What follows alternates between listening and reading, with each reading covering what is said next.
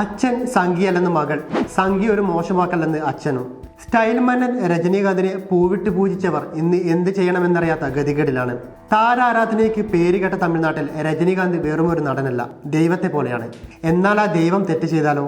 ആദ്യം യോഗിയുടെ കാല് വണങ്ങുന്നു, പിന്നെ അയോധ്യയിലേക്ക് പോകുന്നു. ഇതൊക്കെ കാണുന്നവർക്ക് രജനീകാന്തിന്റെ രാഷ്ട്രീയ ചായ്വ് എങ്ങോട്ടാണെന്ന് അധികം സംശയിക്കേണ്ടി വരില്ല. രജനീകാന്ത് ഒരു സംഖ്യയല്ലെന്ന് അദ്ദേഹത്തിന്റെ മകളും സംവിധായകയുമായ ഐശ്വര്യ രജനീകാന്ത് പറയുന്നു. തന്റെ അച്ഛൻ സംഖ്യയല്ലെന്നും ഇത്തരം വിമർശനങ്ങൾ വരുമ്പോൾ ദേഷ്യം വരാറുണ്ടെന്നുമാണ് ഐശ്വര്യ രജനീകാന്ത് പറഞ്ഞത്.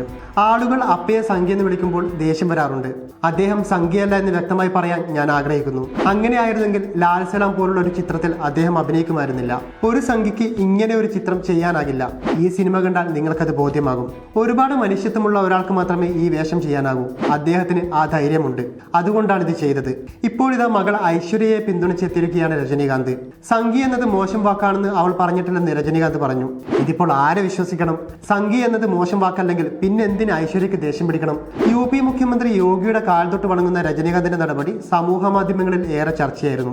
ലക്നൌവിൽ മുഖ്യമന്ത്രിയുടെ വസതിയിൽ വെച്ച് സന്ദർശനം നടത്തിയപ്പോഴായിരുന്നു ഈ സംഭവം. ഈ നടപടിയിൽ വലിയ വിമർശനം നടനെതിരെ ഉയരുന്നുണ്ട്. തമിഴ് ജനതയെ നാളം കെടുത്തി, രജനീകാന്തിന്റെ പ്രവൃത്തി അങ്ങേയറ്റം മോശമായി പോയി, ഇദ്ദേഹത്തിൽ നിന്ന് ഇങ്ങനെയൊന്ന് ഒട്ടും പ്രതീക്ഷിച്ചില്ല തുടങ്ങിയ വിമർശനങ്ങളാണ് ട്വിറ്റർ അടക്കമുള്ള സമൂഹ മാധ്യമങ്ങളിൽ ഉയർന്നത്.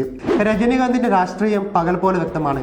താരത്തെ പാലഭിഷേകം ചെയ്യുന്നവരും ദൈവത്തെ പോലെ പൂവിട്ട് പൂജിക്കുന്നവരും ഇന്ന് അല്പം വിഷമത്തിലാണ്. രാമക്ഷേത്രം സന്ദർശിച്ചത് തന്നെ താരത്തിന്റെ മൂല്യത്തിന് കോട്ടം വരുത്തിയിട്ടുണ്ട്.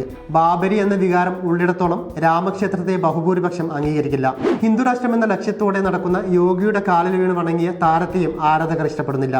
പ്രിയ രജനീകാന്ത് ഒന്ന് മനസ്സിലാക്കണം, നിങ്ങളെ ഇഷ്ടപ്പെടുന്നവരിൽ ഭൂരിഭാഗം പേർക്കും നിങ്ങളൊരു മോഡലാണ്.